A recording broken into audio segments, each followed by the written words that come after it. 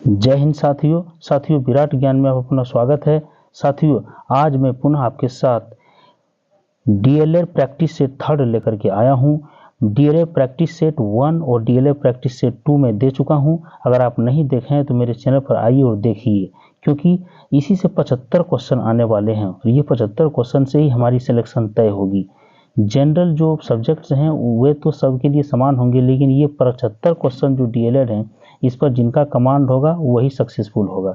इसीलिए अगर आप प्रधान शिक्षक की तैयारी कर रहे हैं तो ये प्रैक्टिस सेट आप बनाते जाइए। चलिए शुरू करते हैं। देखिए, पहला सवाल है 56 से पहले सवाल मैं दे चुका हूं, ये 56 है। यहाँ से मैं पुनः शुरू कर रहा हूँ।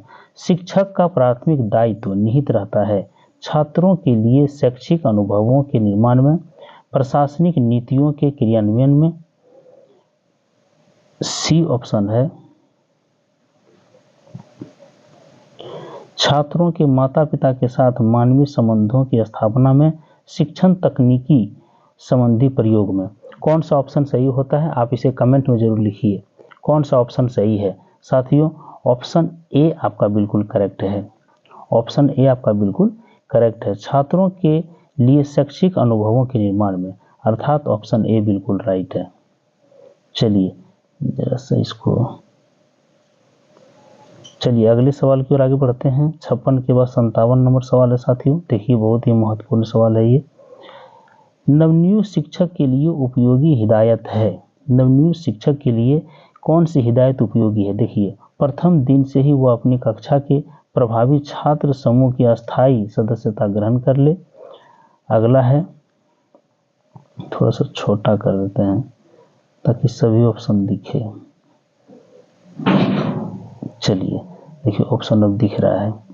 प्रथम दिन से ही वह अपनी कक्षा के प्रभावी छात्र समूह की अस्थायी सदस्यता ग्रहण कर ले, जब तक वह अपनी कक्षा के नियंत्रण में पूर्ण सिद्धहस्त न हो, अन्य कार्यों से स्वयं को मुक्त करा ले, छात्रों को पहले दिन से ही व्यक्तिगत नामों से पुकारे, जब तक वह विद्यालय राजनीति को भली भांति न भांप ले, अन्य शिक्षक साथियों से कोई मित्रता ना करे। देखिए साथियों, कौन सा ऑप्शन आपके लिए सही लग रहा है उसे आप जरूर कमेंट में लिखेंगे। ऑप्शन सी आपका बिल्कुल करेक्ट है, छात्रों को पहले दिन से ही व्यक्तिगत नामों से पुकारे। इससे क्या होता है, छात्र और शिक्षक के बीच में एक प्रेम बढ़ता है। छात्र शिक्षक के बीच में एक प्रेम बढ़ता है। छात्र को भी लगता है कि हमारे लिए गुरुजी कितने मेरे लिए सोचते हैं, कितने विचारवान हैं, जो कि मेरा डायरेक्ट नाम लेके पुकार रहे हैं। इसीलिए ये बहुत जरूरी चीज़ है, अर्थात ऑप्शन सी आपका बिल्कुल करेक्ट है। चलिए अगला है 58 में। देखिए 58 में कहा जा रहा है, एक उत्तम शिक्षक को निम्नलिखित कार्य करना चाहिए। क्या करना चाहिए? कक्षा में विवादास्पद विषयों के संदर्भ में अपना मत गुप्त रखे। दूसरा है, कक्षा में राजनीतिक विवादों से जहां तक संभव हो बचने का उपाय करे। तीसरा, समुदाय के अधिकांश लोगों का जिधर रुख हो उन्हीं विचारों का अनुसरण करे। उपयुक्त में से कोई सत्य नहीं है। 58 का कौन सा आपको सही लग रहा है? जरा इसका आप जरूर कमेंट में लिखिएगा। देखिए साथियों, इसमें कह रहा है कक्षा में विवादास्पद विषयों के संदर्भ में अपना मत गुप्त रखें। गुप्त रखना गलत है, कहना चाहिए क्या मत है। कक्षा में राजनीतिक विवादों से जहां तक संभव हो बचने का प्रयास करना चाहिए। कक्षा में राजनीतिक विवाद में आना ही नहीं चाहिए, तो बचने का क्या प्रयास होगा। समुदाय के अधिकांश लोगों का जिधर रुख हो उन्हीं विचारों का अनुसरण करें, ये भी गलत है। अगर गलत जगह पर समुदाय के लोग जहाँ जा रहे हैं, हम भी गलत जगह पर नहीं जाएंगे। इसलिए ऑप्शन डी आपका बिल्कुल करेक्ट है कि कोई चीज़, कोई भी बात इसमें सत्य नहीं है। चलिए 59 का देखिए। 59 का आपका है, 59 का देखिए, आधुनिक शिक्षक से निम्नलिखित कार्य कदापि आशा नहीं की जा सकती है कि। कौन सा कार्य? वह अनेक पाठ्यसागामी क्रियाओं का अकेले ही संपादन करेगा, विद्यालय का उत्तम प्रचारक, ज्ञान का विश्वकोश, एक सुप्रशिक्षित प्रेक्षक। कौन सा इसमें आपको ऑप्शन सही लग रहा है? कमेंट में जरूर बताइए कौन सा ऑप्शन सही लग रहा है। साथियों, ऑप्शन सी आपका बिल्कुल करेक्ट है, ज्ञान का विश्वकोश। आधुनिक शिक्षक से निम्नलिखित कार्य कदापि आशा नहीं की जा सकती, अर्थात ज्ञान का विश्वकोश आप इसको नहीं कह सकते हैं, इसलिए कि वो आधुनिक शिक्षक जो है वो किसी भी विषय में विद्वान तो होते हैं, लेकिन समुचे ज्ञान का विश्वकोश संभव होना नहीं है, ये संभव नहीं हो सकता है। इसलिए सी ऑप्शन बिल्कुल राइट है। चलिए देखिए, इसका डी ऑप्शन भी ले लेते हैं। हाँ, यदि एक व्यक्ति शिक्षक बनने की महत्वाकांक्षा रखता है तो उसे अपनी योजना में निम्नलिखित दर्शन का अनुसरण करना चाहिए।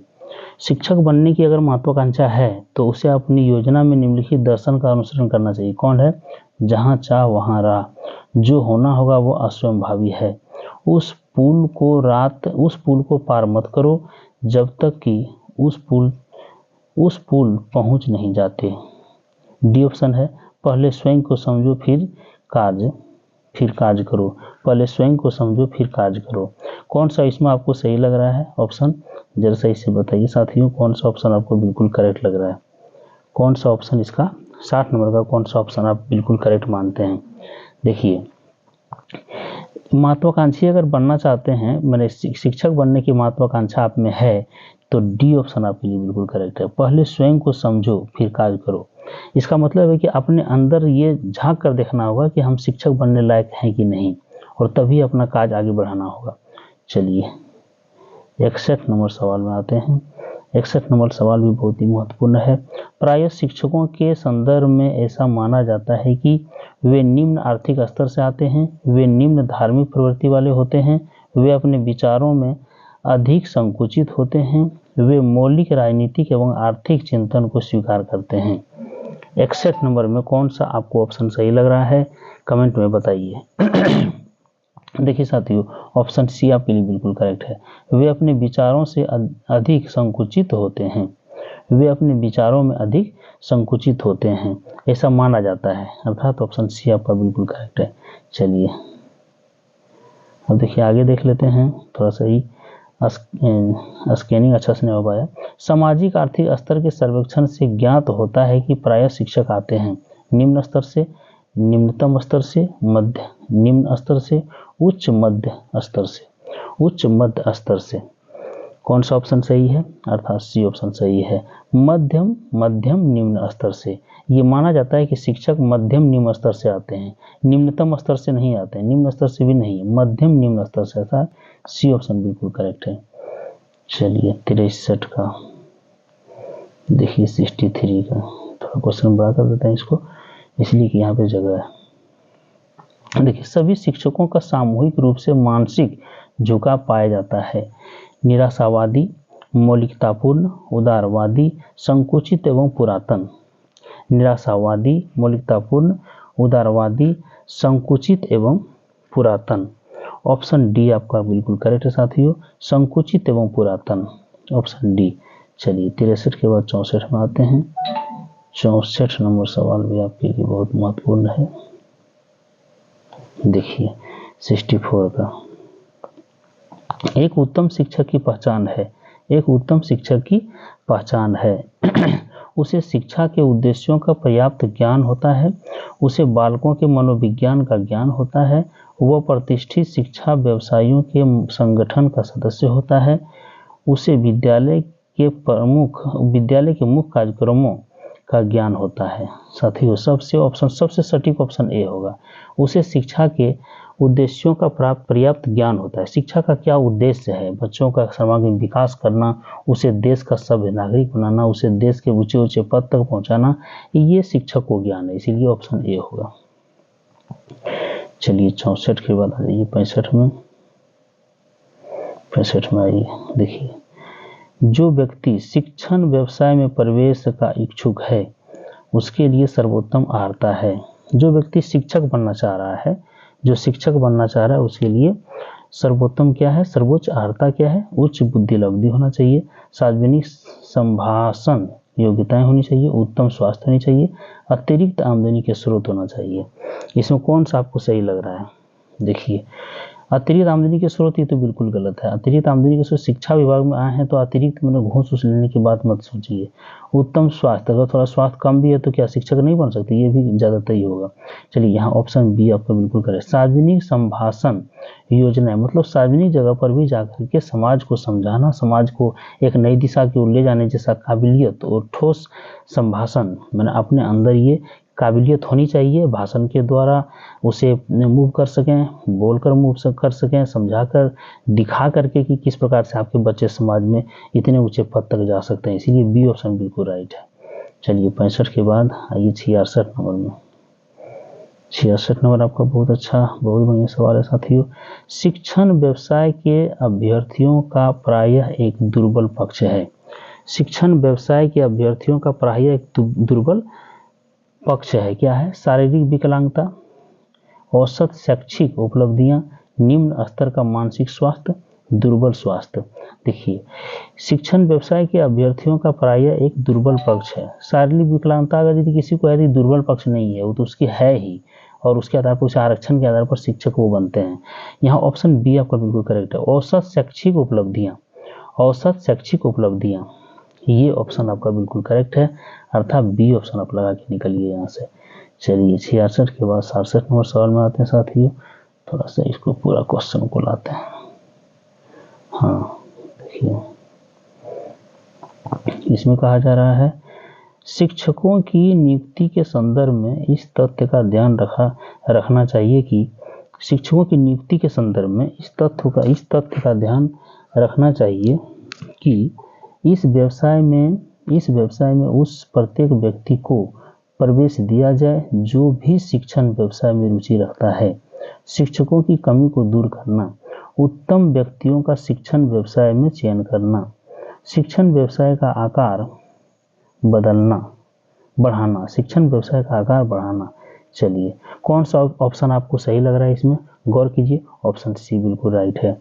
उत्तम व्यक्तियों को शिक्षण व्यवसाय में चयन करना। कोई चोरी करने वाला है, कोई थोड़ा सा व्यभिचारी व्यक्ति है, उसको आप शिक्षण व्यवसाय में लाइएगा तो यहाँ पे बच्चियाँ पढ़ती है, अच्छे है ना, जो बच्चे पढ़ते हैं उनके साथ प्रतिकूल प्रभाव पड़ेगा। इसीलिए हमें उत्तम व्यक्तियों का शिक्षण व्यवसाय में चयन करना ही जो है सो शिक्षकों की नियुक्ति के संदर्भ में इस बात का ध्यान रखना बहुत जरूरी है। इसलिए सी ऑप्शन बिल्कुल राइट है। 67 के बाद आइए 68 नंबर। देखिए, शिक्षक प्रशिक्षण संस्थाओं को अपने प्रशिक्षणों का चुस्त करने के उद्देश्य से निम्नलिखित कार्य करना चाहिए। देखिए, शिक्षक प्रशिक्षण संस्थाओं को अपने प्रशिक्षणों का चुस्त करने के उद्देश्य से निम्नलिखित कार्य करना चाहिए। क्या करना चाहिए? सामान्य शिक्षा, दूसरा विशिष्ट पाठ्यक्रमों का संगठन, तीसरा है व्यावसायिक शिक्षा, चौथा उपयुक्त सभी। कौन सा ऑप्शन आपको सही लग रहा है? इसमें सभी है। देखिए, सामान्य शिक्षा तो होना ही चाहिए, विशिष्ट पाठ्यक्रमों का संगठन भी होना चाहिए, व्यावसायिक शिक्षा भी होना चाहिए, इसलिए डी ऑप्शन बिल्कुल राइट है। चलिए 68 के बाद 69 में आइए।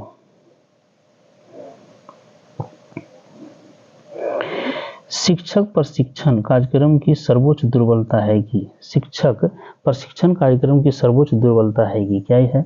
इसे पर्याप्त नवीन पाठ्यक्रमों से संवर्धित नहीं किया गया है।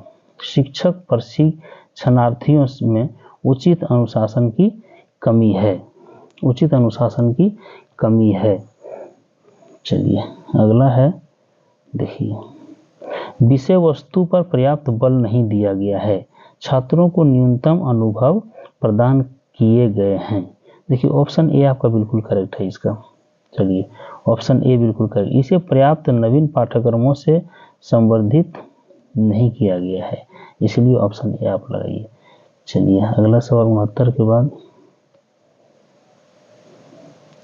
70 नंबर में आते हैं। प्राथमिक शिक्षा स्तर पर शिक्षकों को नियुक्त किया जाना चाहिए। प्राथमिक शिक्षा स्तर पर शिक्षकों को नियुक्त किया जाना चाहिए। कम पुरुष शिक्षकों को, सभी पुरुष शिक्षकों को, सभी महिला शिक्षकों को, अधिक पुरुष शिक्षकों को। साथियों सी ऑप्शन होगा, सभी महिला शिक्षकों को प्राथमिक स्तर पर नियुक्त किया जाना चाहिए, क्योंकि प्राथमिक स्तर के बच्चे जो 5-6 साल के होते हैं, नौनिहाल बच्चे होते हैं, और उसे अपनी माँ की याद आती है, माँ की, मौसी की, दीदी की याद आती है, और वो कमी हमारी शिक्षिका बहना पूरा कर देगी।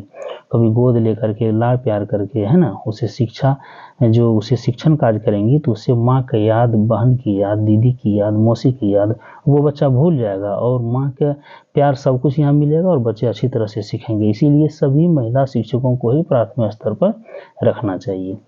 चलिए 70 के बाद आइए 71। देखिए 71 नंबर का भी बहुत अच्छा है। देखिए, चलिए, शिक्षण में महत्वपूर्ण अनुकूल कारक हैं उच्च वेतन, सामान्य कार्य दशाएं, समाज सेवा के अवसर, अधिक अवकाश, काल, अधिक अवकाश काल 71 का देख लीजिए कौन सा आपको लग रहा है। शिक्षण में महत्वपूर्ण अनुकूल कारक है, देखिए डी ऑप्शन है, अधिक अवकाश काल। यहाँ पे अवकाश काल ज़्यादा मिलता है शिक्षण में। गर्मी की छुट्टी मिलती है, फिर ठंडी आएगी, ठंडी में भी छुट्टी मिलेगी। इस प्रकार से 60 दिन हम लोगों को अवकाश भी मिलता है, इसीलिए अवकाश काल यहाँ ज़्यादा है। यही अनुकूल कारक इसका है। चलिए 71 के बाद 72 में आते हैं। एक प्राथमिक विद्यालय की भलाई अंतर्निहित है शिक्षकों के सुधार में, छात्रों के सुधार में, प्राथमिक पाठ्यक्रम के संशोधन में, प्राथमिक कक्षाओं की उपेक्षा में। कौन सा आपको लग रहा है? अच्छा, शिक्षकों के सुधार में। अगर शिक्षक सुधर गए, शिक्षकों को सारी सुविधाएं मिल गई और शिक्षक के साथ अगर सारी सुविधाएं दी गई तो हमारे स्कूल और स्कूल के बच्चे बिल्कुल सुधर जाएंगे। इसीलिए ऑप्शन ए आपका बिल्कुल करेक्ट है। चलिए ऑप्शन है। 72 के बाद 73 नंबर में आते हैं साथियों। 73 नंबर ये बहुत लास्ट में आ रहा है। ये प्राचीन काल में शिक्षण के संदर्भ में सर्वाधिक बल दिया जाता था।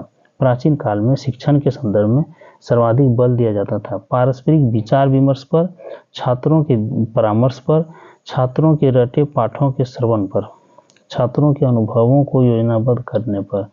साथियों कौन सा ऑप्शन इसमें सही लग रहा है? सी ऑप्शन, छात्रों के रटे पाठों के श्रवण पर। उस समय रटंत विद्या चलती थी, मैंने उस समय जो शिक्षक कहते थे वही छात्र करते थे, लेकिन आज उसमें शिक्षक के आधार पर क्लास होती थी, लेकिन आज शिक्षार्थी के आधार पर क्लास होती है। हम लोग अपने बच्चों के अनुकूल ही शिक्षा देते हैं, रटने की यहाँ पे बाध्यता नहीं है, इसलिए सी ऑप्शन बिल्कुल करेक्ट है। चलिए उस समय का अभी का बहुत अंतर हो गया शिक्षण में।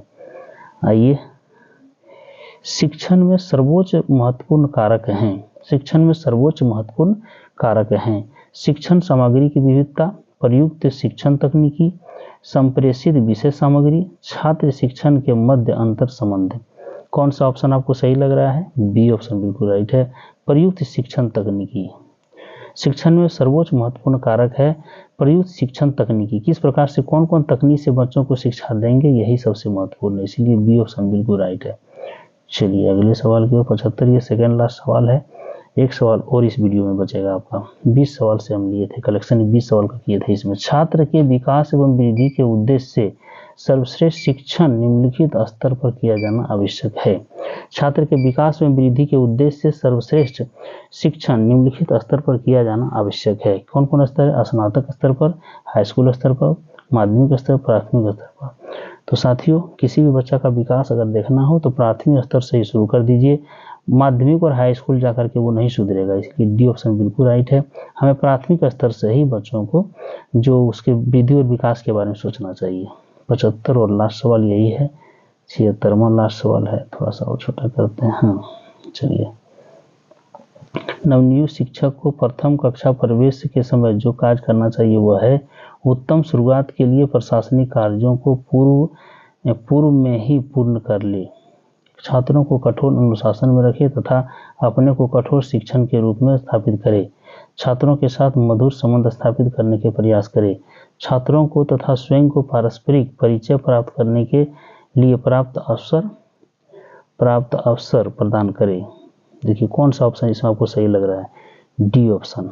डी ऑप्शन बिल्कुल राइट है साथियों, डी ऑप्शन। छात्रों को तथा स्वयं को पारस्परिक परिचय प्राप्त करने के पर्याप्त अवसर प्रदान करें। जैसे आप प्रथम कक्षा में प्रवेश करते हैं तो छात्रों और अपने के बीच में पहले प्रयास करना चाहिए कि हम दोनों के बीच में परिचय हो जाए, नाम जान जाए, हमारा भी नाम सभी बच्चे जान जाए, सभी बच्चों का नाम भी मेरे दिमाग में आ जाए कि किनका क्या नाम है, और हम नाम से ही ज़्यादा पुकारने शुरू करते हैं। हम बच्चों और शिक्षक के बीच में, हमारे और बच्चों के बीच में एक प्रगाढ़ संबंध बन जाता है और तब आगे की कक्षाएं अनुकूल हो जाती है, बहुत ही रोचक हो जाती है। चलिए साथियों, अगर मेरा पिछला वीडियो आप नहीं देखे हैं तो हमारे चैनल पर आइए, पिछला वीडियो देखिए, बहुत ही रोचक। प्रैक्टिस सेट 0-1 दिया हूँ पहले, और फिर 2 और अब मैं 3 दे रहा हूँ। इसके बाद इसी तरह चलते रहेगा। चलिए नई वीडियो के साथ पुनः मिलते हैं। जय हिंद साथियों, जय भारत।